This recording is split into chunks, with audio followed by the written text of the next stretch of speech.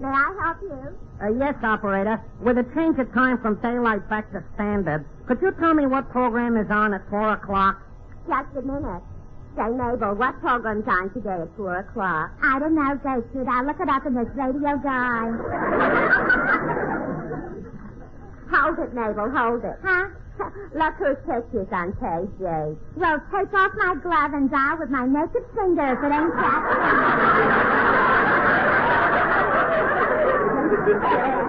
He's not only handsome, but look at that strong chin. What character!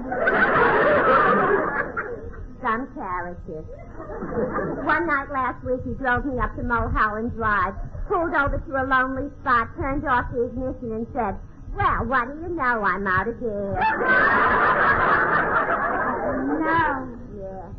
So I said I'll be very happy to buy some. I'll bet that embarrassed him. Embarrassed him nothing. He siphoned a gallon out of his tank and sold it to me.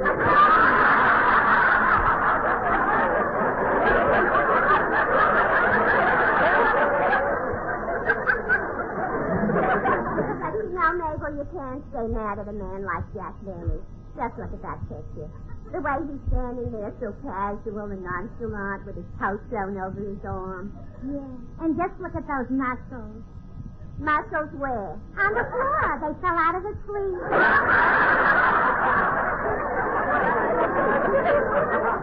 Oh, yeah.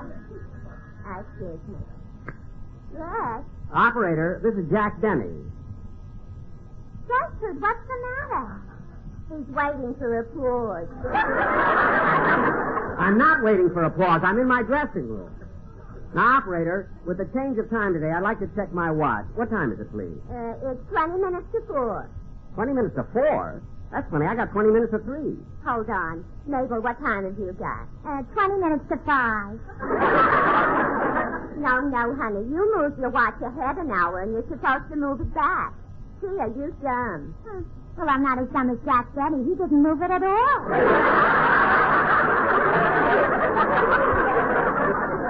How pretty. His muscles fell out of his sleeve.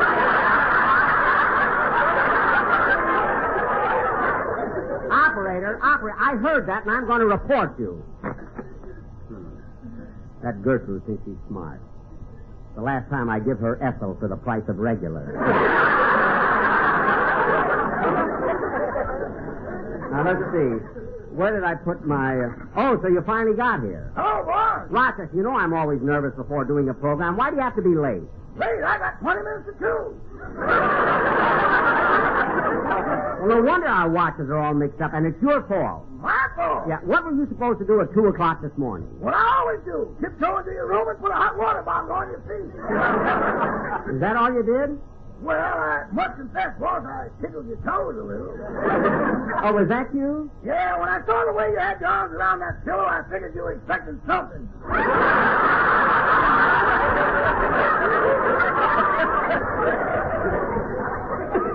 Rochester, I always sleep with my arms around the pillow. I know, but last night you looked at it and said, "Don't you think you can live as cheap as one?" See, I do the silliest things in my sleep. I can understand putting my arms around a pillow, but talking to it. Rochester, why didn't you wake me up? I hate to cut in, boss. You were dancing.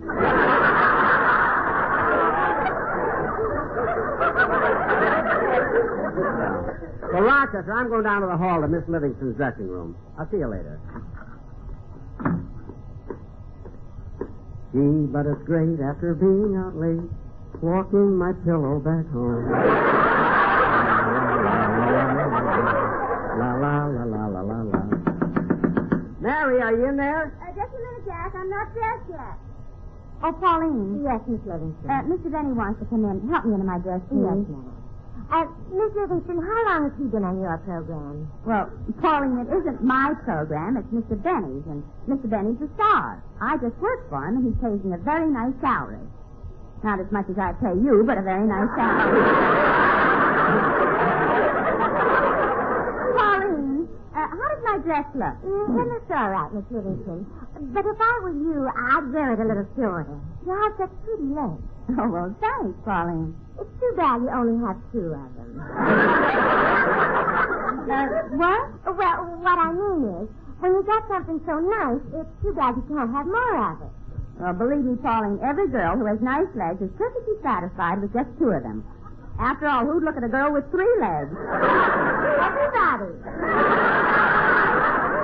Mary, how about it? Just a minute.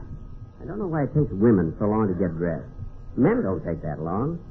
Rochester throws me together in 5 minutes. Sometimes quicker.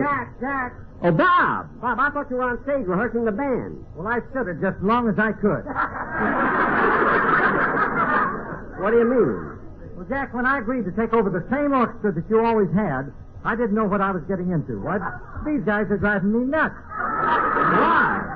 Why, what's wrong? Well, look. In the first place, I'm stuck with an electric guitar player whose nose lights up. I know. Yeah, but there's a trombone player who's chained to the guy sitting next to him. Look, Bob. And a drummer with a candle on his head because it's his birthday. Bob. And I'm not even going to mention the accordion player who cracks peanuts in the pleat. Well, Bob, just have patience. I'm sure that... Oh, Mr. Benny. What is it, Dennis? John Wilson is looking all over for you. You should have started your program 15 minutes ago. 15 minutes ago? I got 3:15. I've got 4:15. Dennis, what does your watch say? Bolivar. I don't mean that. Anyway, kids, if we're 15 minutes late, we better get out on the stage. Jack, where have you been? Hurry. Look, Don, this is not my fault. What's the program? Don, daylight saving time got me mixed up, but we still have plenty of time to do the sketch. So just take it easy. Jack, which sketch are we going to do? We're going to do a satire on that wonderful picture, High Noon, which starred Gary Cooper. I am going to play the leading role. You don't even know what time it is. Oh, quiet.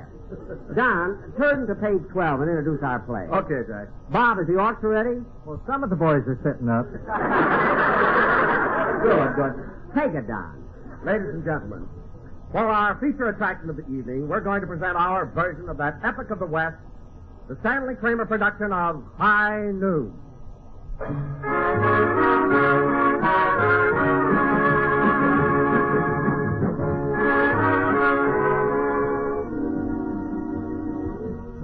The time is the year 1875. The place, the little town of Hadleyville. The scene is in the office of the Justice of the Peace. I'm the town marshal, and my name is Gary King. This is my wedding day. Yep, right at this moment, I'm a-getting married to my sweetheart, Amy. Do not forsake me, oh my darling, on this our wedding day. Do not forsake me, oh my darling. Do you, Amy, take this man, Gary, to be your lawful wedded husband? I do. Do you, Gary, take Amy for your lawful wedded wife? Yep. Now, repeat after me, Amy. I, Amy, take thee, Gary, to love, honor, and cherish. I, Amy, take you, Gary, to love, honor, and cherish. Now, you, Gary. I, Gary, take thee, Amy, to love, honor, and cherish. I'll, Gary, take thee, Amy, to love, honor, and cherish. And with all my worldly goods I thee endow. And with...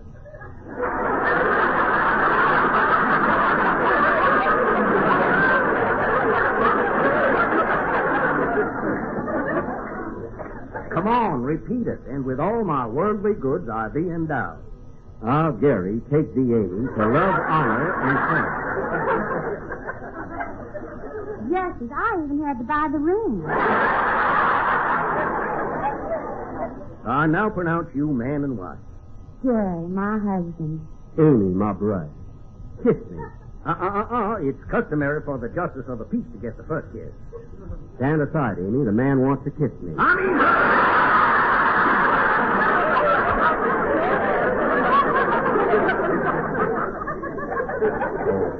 Come on, Mary.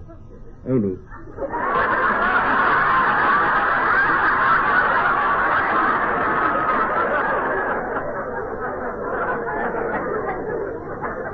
Then Mary is playing the part of Amy. Let's get going on our honeymoon. Gee, Gary, I'm so glad you're going to give up your job as marshal and put those awful guns away. Yes, Amy. Now we can have a peaceful life. Marshal! Marshal! Yeah, what's up? Terrible news. Frank Miller's been released from jail. No. Yeah, and he's arriving in town at high noon. High noon.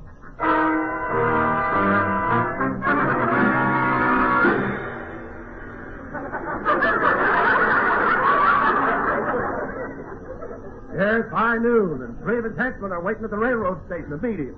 Where are my guns? And I better swear in some deputies. I gotta get Frank Miller before he gets me. Gary, tell me, what's this all about? Amy, 5 years ago, I arrested Frank Miller and sent him to jail. He vowed he'd kill me when he got out. So I gotta get him first. But, Gary, you may be killed. I don't want to become a widow on my wedding day. I want to go on a honeymoon. Look, Amy, I can't run away. You wouldn't want to be married to a coward, would you? I'd do anything to get out of the May Company.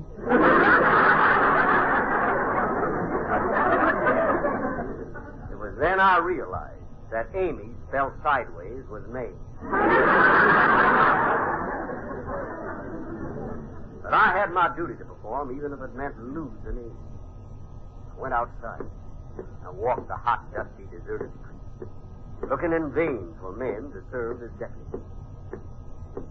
Oh, to be torn with love and duty, supposing I lose my fair-haired beauty. Look at that big hand move along, here in high noon. He made a vow while in state prison, proud would be my life for him. I went everywhere looking for deputies. I went to their homes, to the general store, and I went to the town saloon. In fact, we had a scene in the saloon. But we cut it because Phil Harris is on another network.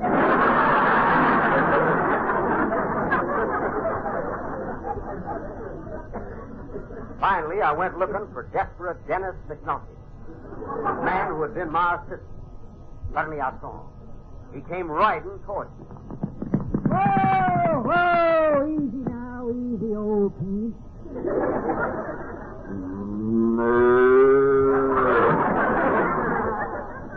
Never had the heart to tell him.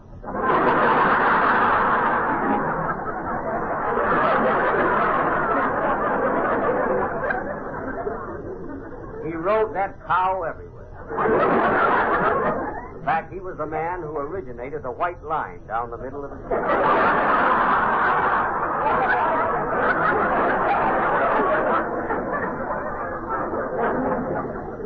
He dismounted and said, Hi, Gary. Congratulations. I heard you just got married. That's right, I did. Who'd you marry? School teacher? No way. You always do in westerns. Look, I haven't time to talk about that. I'm in trouble, Frank. I'm in trouble. Frank Miller's coming back in town to kill me.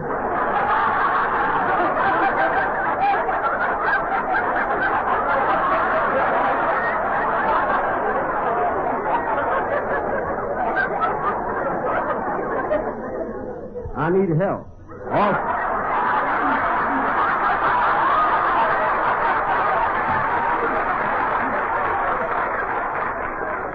Also a rehearsal.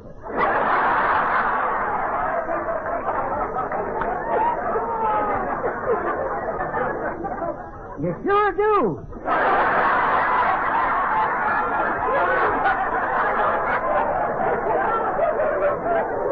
Sure came to the right man. I'll help you. You will? Sure you're not afraid? Of course not. When I see Frank Miller, I'll sneak up behind him. Uh-huh. Then I'll stick my gun in his back and say, feet up. You mean hands up? No, feet up. Pat him on the popo.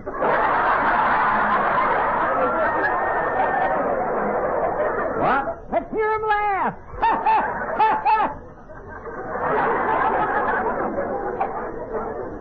As I left him, he turned the cow over on its back and was milking it. Looked like the fountain at Wilshire and Santa Monica.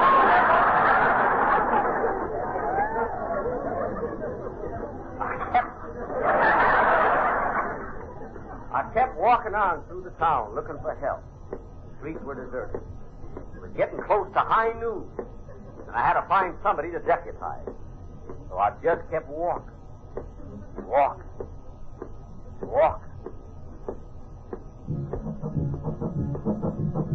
Telephone.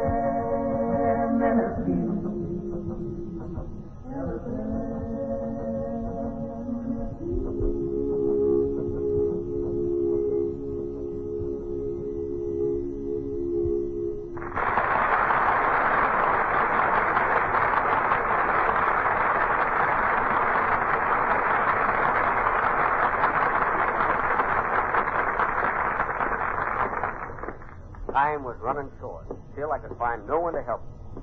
I was a marked man. No one would even come near me.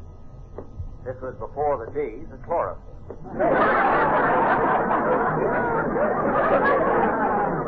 I didn't know what to do. In my search for help, I wandered down to the Mexican Quarter. I came upon a group of people who were having a fiesta. Needing a deputy badly, I approached one of the men and said, Pardon me, senor, but do you know who I am? You know there's a man out to kill me? Would you be willing to help me? What's your name? Ty.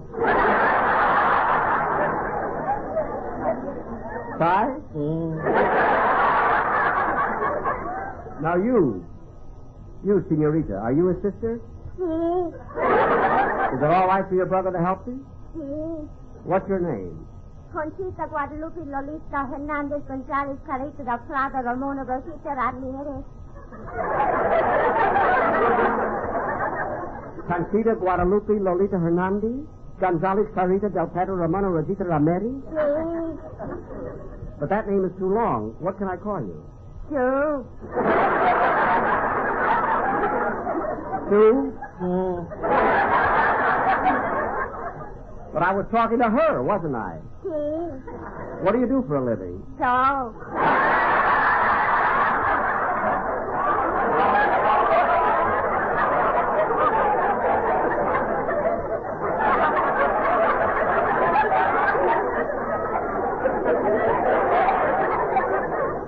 So?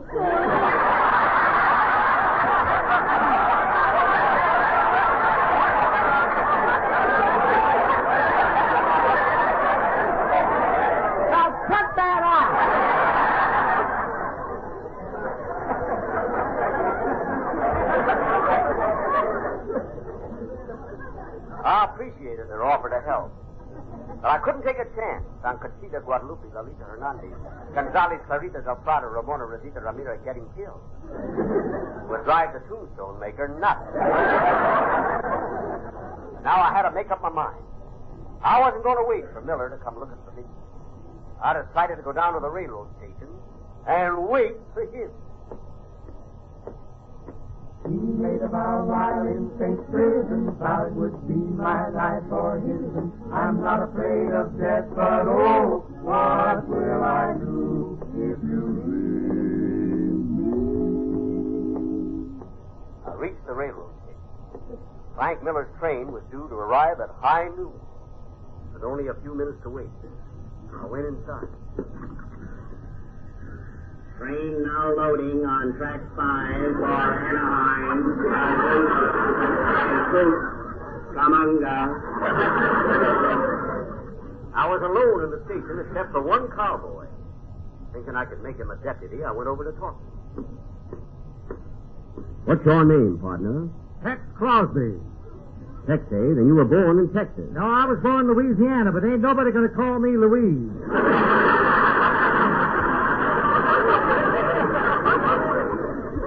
That's an old joke.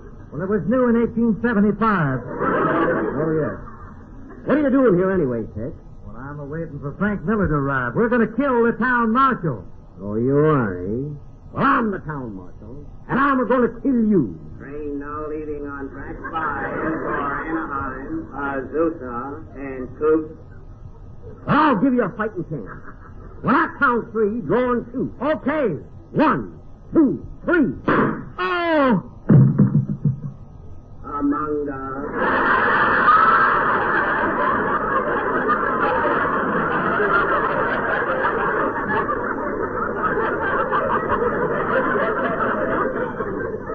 I got you, Tex. Oh! As he lay there, he reminded me of his brother. He was a groaner, too.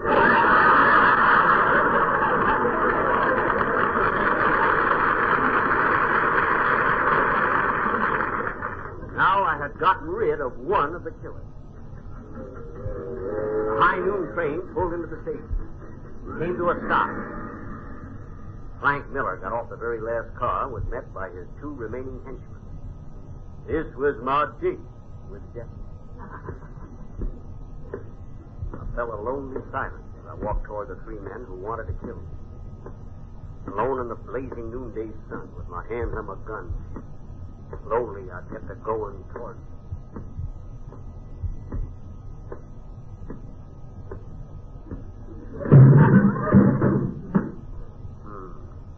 My clumsy sound man got up and I continued walking.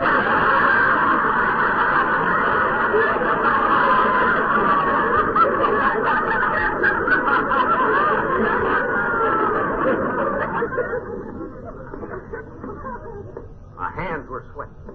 My throat was dry. I knew that within 1 minute either they or I would be dead. As soon as I got within pistol range, I drew my gun and fired. Yep.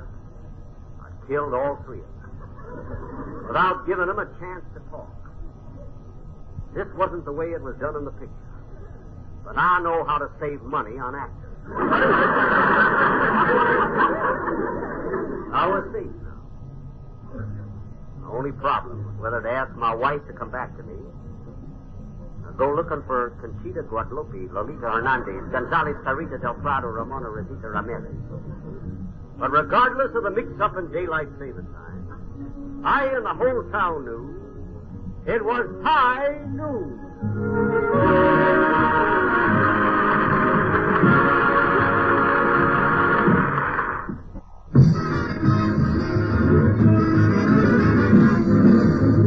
We're a little late, so good night, folks.